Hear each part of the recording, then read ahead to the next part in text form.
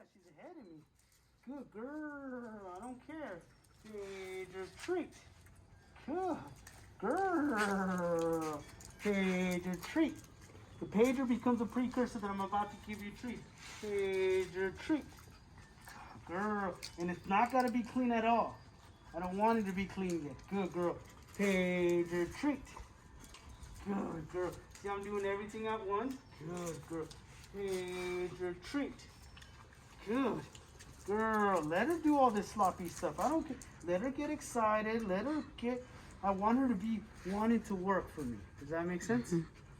So I'm walking. Good girl. Ready? Pager treat. Good girl.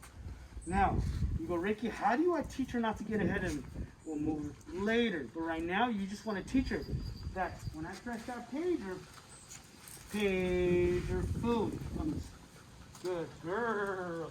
Pager food. Good job. Pager food. Now, this sounds like just doing it over and over seems boring. I do this with puppies to aggressive cases.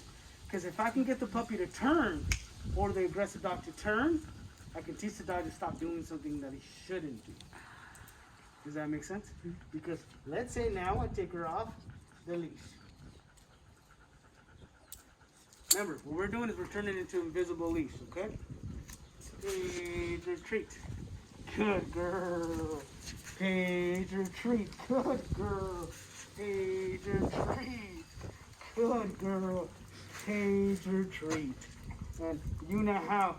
Good girl. I'm not pressing it at all. Good job. What a good girl. You go, Ricky, she's turning you. Because right now we haven't done enough repetition for her to know that the food comes from here. That's what we'll keep shaping. Perfect. Beautiful.